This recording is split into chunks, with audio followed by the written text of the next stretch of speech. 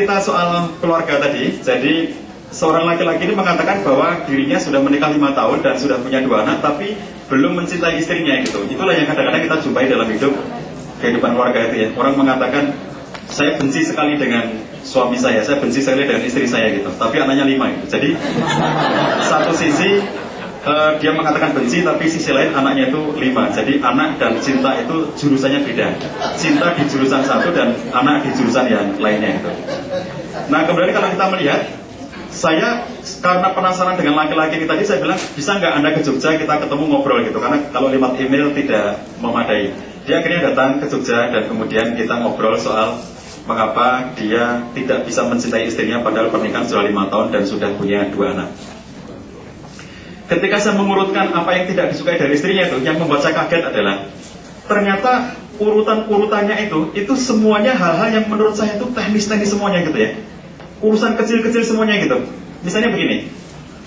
Pertama ya, Ustaz, yang paling saya tidak suka dari istri saya itu pertama adalah bau badannya. Enggak enak sekali Ustaz bau badannya gitu. Yang kedua adalah kata dia, itu pakaiannya Ustaz. Bukan kalau keluar rumah, saya tidak mempersoalkan kalau dia keluar rumah pakainya bagus, cantik gitu. Tapi kalau di dalam rumah Ustaz katanya, itu pakaian yang paling saya benci. Terus dia mengurutkan sampai 5 yang disampaikan, tapi saya ambil 2 bagian ini untuk saya sampaikan kepada Bapak dan Ibu semuanya. Saya ngobrol dengan dia tentang 2 hal ini. Pertama tentang bau badan.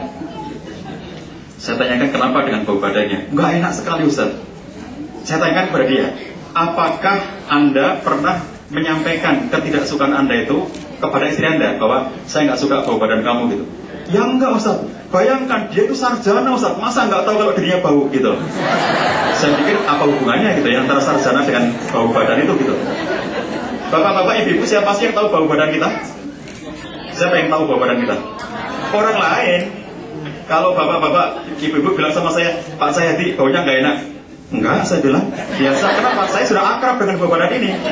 Orang lain yang merasa bau badan kita tidak enak, jadi orang lain gitu. Saya bilang, bagaimana istri Anda tahu bahwa bau badannya tidak enak kalau Anda tidak pernah ngomong sama dia? Mestinya kan ada 2 tindakan. Saya katakan pada dia, mestinya ada 2 tindakan. Pertama adalah menyampaikan dengan kalimat positif. Kalau kalimat negatif itu begini, aku nggak suka bau kamu kayak bangkai, itu kalimat negatif. Kalau kalimat positif itu ya positif, artinya tidak mencela. Misalnya kita mengatakan begini, aku sangat senang dengan bau-bau dari alam gitu.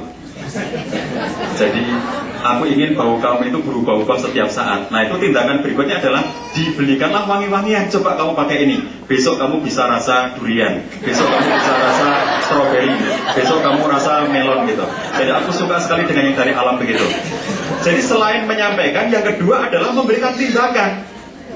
Saya sampaikan kepada dia, coba sekarang kalau secara teknis, misalnya istri Anda sendirian di dalam kamar, Anda masuk ke dalam kamar itu, Anda mengatakan, bau sekali kamu gitu. Kata istrinya, enggak, aku enggak bau. Ini bau kamu yang mentok aku balik ke kamu gitu kan. Jadi begitu cuma 2 orang berada dalam kamar, kita akan bertengkar siapa yang bau di antara kita kan. Bab kedua tentang pakaian. Saya tanya, pakaiannya seperti apa yang demikian membuat kamu benci dengan dia itu? Itu loh Ustaz. Ada satu pakaian yang mungkin itu kenang-kenangan sejak zaman SMA. Karena dia itu prestasi di bidang olahraga.